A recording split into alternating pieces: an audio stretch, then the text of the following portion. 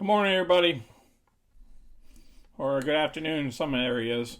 Welcome to our channel. We got a lot to cover today. Just moments ago, HR 1319, the American Rescue Plan Act, just passed the Senate floor with a few revisions, and then it has to go back to the House for a final vote.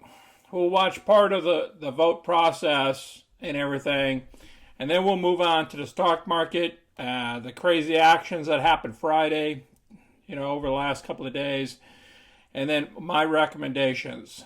And then we're going to cover the weekly stock options. I perform rolling options. We'll review some of those positions, and we'll also go over my trading tracker. There was a couple of folks that's been asking about understanding my tracker a little bit better. So we're going to go through that a little bit. That's the third part of our video here. If you're new to our channel, go ahead and click that money icon to your left of my comments or at the bottom of the video. Review 80 plus my past videos and give you more knowledge about our channel. And again, always click the like button and subscribe. If you subscribe, you automatically get my videos and then you don't have to hunt them down. Okay, so let's get started. We got a lot of areas to cover. Okay, the first thing we're going to do is we're going to cover this gentleman here. This is the Senate. He's going to turn around and they're going to do a little bit of verbiage here before the roll call. And then what we're going to do is we're going to cover at the end of the roll call. Read the bill for the third time. Calendar number 10, H.R. 1319, an act to provide for reconciliation pursuant to Title II of S-Conres 5. The Majority Leader. Mr. President, may we have order, please? So that'll be in order. Those who have conversations, please take them off the floor or to the cloakrooms.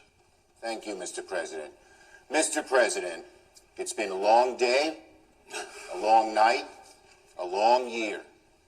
But a new day has come. And we tell the American people, help is on the way. This bill will deliver more help to more people than anything the federal government has done in decades. It is broader, deeper, and more comprehensive in helping working families and lifting people out of poverty than anything Congress has seen or accomplished in a very long time. The pandemic has affected nearly every aspect of American life, so this bill spans the gamut and provides support to every part of our country.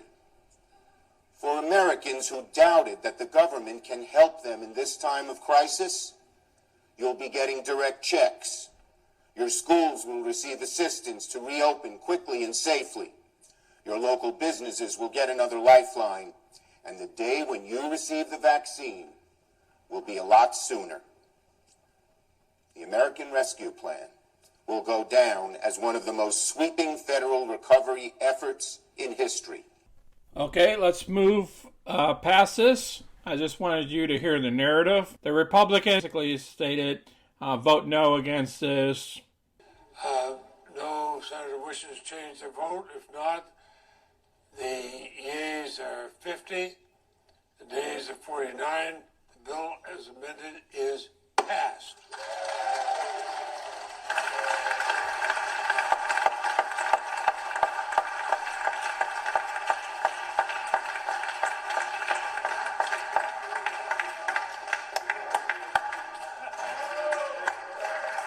Okay, you heard it straight from the Senate. They passed it.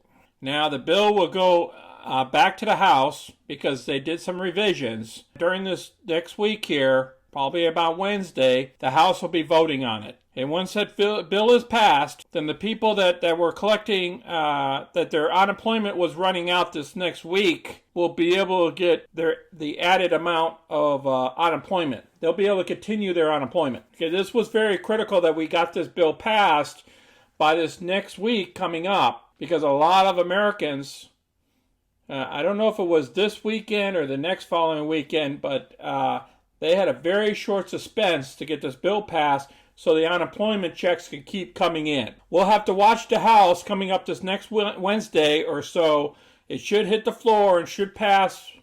I know it's going to be on party lines again. We need to get more support out to those unemployment people. And then plus, those checks need to go out to typical Americans to help them out. All right, let's move on to our next subject here. All right, let's cover the market. Oh, it did some crazy stuff. Look at what happened to Rocket, Plantier. Oh, all the stocks we own. Even this one bounced back up. PFE bounced back up. Okay, it's all because of the NASDAQ, because we're in the NASDAQ here, the tech sector. All right, I want to go over the last 5 days here, what's been happening here. This is going to be real quick because we got to get into our trades that we did. As you can see, we were coming down. I sent you out a video the other day on this when it hit down here. Okay, I believe that came out, was it the 4th? I told you about what was happening here, that you got to be careful because I knew what was going to happen. We're going to take some legs further down. And what we did was we took some legs further down. Now we pulled back up a little bit, but it's only because we had confidence that this $1 trillion bill was going to pass the Senate. That's what the confidence level was. If we look at the 10-year yield, it jumped up here, pulled back. Now this is the 3rd, the 4th, the 5th. The 5th had popped way up here. This was crazy. So then it settled down a little bit. But it's over there at 1.5. I told you what was going to happen once we hit that 1.5. It's going to go crazy. And that's what happened. And the only thing that stabilized it was the Senate. They had enough votes in the Senate to pass this $1.9 trillion plan. All right, let's pull out of here. Now, my recommendations. My recommendations is to find stocks in the S&P 500 or in the Dow that are value stocks.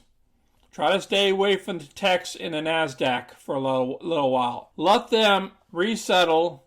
I know it's going to go back down again, the NASDAQ, this next week. Let it all settle back down before you start getting into tech again.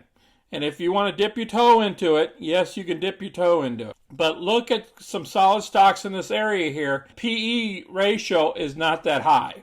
Banks are good, but you got to remember some of those are high priced right now. So you really got to watch what you select. That's my recommendation. All right, now let's move over to our spreadsheet here. What I did was I froze this up here because a gentleman told me online, he recommended me to freeze some of this stuff so it's not moving. It has a date, the stock symbol, the option, the shares, how many shares, the cost/premium. Now, we get premium when we deal with options because we sell to open, whether it's a put or whether it's a call option. Now, it's a cost if we're buying a stock. A stock, it's a minus, and then when you cover a stock, is the price that you got paid when you sold it, the selling price, basically. For a stock. Now, we don't short stocks, so I'm not even going to discuss that. This is where you just bought the shares of the stock of 200 shares of PLTR.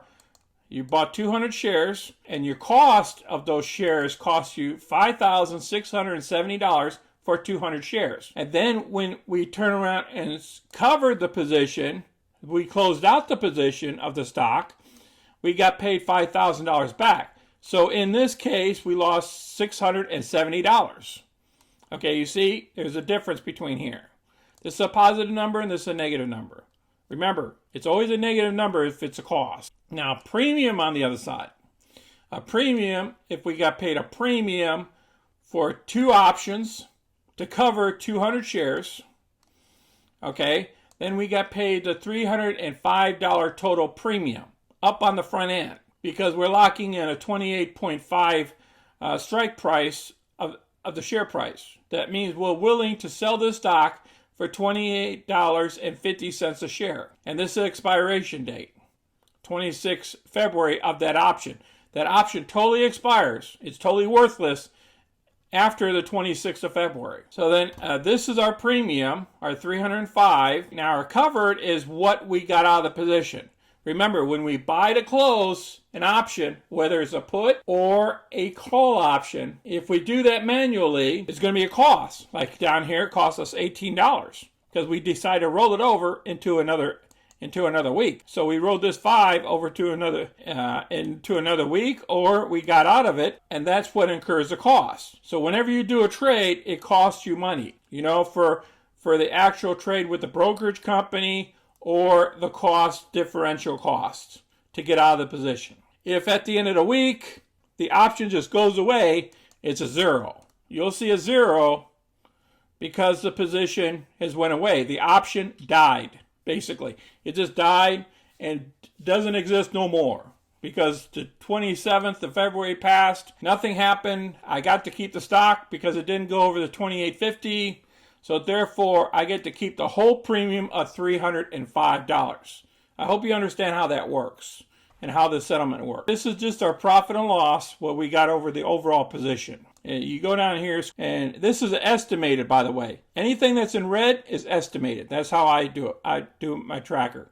See, if you look down below here on the Excel spreadsheet at the bottom, where my arrow is, it says sum of 644, and that's the number I put in there. Okay, I hope you guys have a better understanding of this, okay, because somebody asked me to go through it. Now, color codes, it's up to you how you want to color code. What I do is dark green is basically the positions are closed out. Dark brown on this side is basically the positions closed out. It's just differential for me. And if it's all red here, that means the position is still open. And if it's red here, the position is still open. But then I also have a color code here that shows a different color for each entry. That just separates one stock from another stock. Okay, you can have them all the same color. It's up to you. But that's just how I do it. And then the option assigned, if it's in the given month, I leave it in red. I'll leave it in red until the end of the month. After the end of the month, then just like we go up here, this was from a prior month. I close it out. I put everything in light baby green, and I highlight this and put it in black. Now over here, you'll see different colors. This is a closed out position. This whole position is closed out. I made $492 for the week because it got early assigned on 3/3. I did a day trade here on 3/3, and I picked up $1,146. What I should have done was not re-enter the position here, because that's why I'm having some losses, is because the market went down. Even though I got all this premium, and I'm going to be able to rebound, but it's going to take me a little while. So that's why I've already put the dividends in. On Monday here, if you're in the position right now, you're going to get dividends. I think you can sell it on Monday because it'll be ex-dividend Monday. That means the share price is going to drop by $1.11 per share on Rocket. And now, the roll that I performed was I rolled it out of the 30 here on Friday, and I paid a little bit to cover, and I picked up this premium of $457, and I expect a dividend. So I know the share price is going to drop by $1.11 on Monday. Same thing here. I did a rollover here, but I left 500 shares open. That allows me, if I want to sell this, let's say, for instance, we get a big pop next week, some Reddit people come in and they'll pop the stock up. We'll turn around and take action and sell those 500 shares so we don't have a lot of money all into one stock. Remember, I like to be diversified. I kept a position here and just to see what this week comes out to be. Because I believe the stock's going to pop back up over $25 this next week. That's my own belief. I think that $1.11 is just going to be a moot point. It's going to hit one day, and 2 days later, maybe the market will get better. Maybe Congress will pass the rest of that bill, and it will pump up some of the tech stocks just a little bit for me to get out of at least these 500 shares. So that's my plan, guys. And what we did over here in plan PLTR is basically we did a roll. We went from a 24 to a 25, just one weekly roll, picked up $377. So all together here, it's going to be a 644 in a 20-day period. Okay, and for the week, just so you know, we picked up a total of $1,638 for the week. And I won't get into any of this here. I'm going to leave at the end of this video how to build one of these trackers. You'll be able to click on that the YouTube video that I made on it. It's basically tools for the millionaire, or millionaire tools. That's all you have to do is look back there, and then you can build all these spreadsheets yourself. The tracker, the monthly report, and the 3%, the 4%, all these here. I hope I answered some of you guys' questions at how I get these numbers and how these numbers come together. Because remember, you need to have a tracker so you understand, where your profits are coming from. Are you in a loss in the position, or are you not in a loss in the position? And how you doing in that position, or what price target do you need for the next week to get out of the position to break even, or how much profit you're going to have. You need to track that. And having a good tracker is very critical. Instead of just doing trades inside your brokerage accounts. You can use this with the Merrill Edge accounts. You can use it with any brokerage you can if you want to. But you need to set up a system so then if you're losing money, where you're losing money at, and what's happening. Okay, one other thing here I want to tell you about Rocket. Sometimes apparently they're charging us a service fee for borrowing shares for some reason. I've noticed that with Merrill Edge. On my account, they've been charging me, it's like $7 here, $19 there. I don't know if it's because I've been trading them a lot or what. It's like I'm borrowing shares or something. So I got to check with Merrill Edge and find out what's going on with that. And then I'll get back to you guys once I find all that stuff out in one of my future videos. All right, please share our videos with others and click the like button and subscribe. I know this is a long video, but please watch it a couple of times. And if you have any comments, put them down below. If you want to know more about this bill that's going to be passed with Congress this week, I can do a separate video on that, or more information about what we discussed today. Please put it down in the comments below and share your trades with us. If you have some good stocks in those different other markets in the S&P and stuff that you think is undervalued, please put them down below. We might trade them right here on live. You guys take care of yourself and you be safe out there and have a good weekend. This is Sonny. I'm out.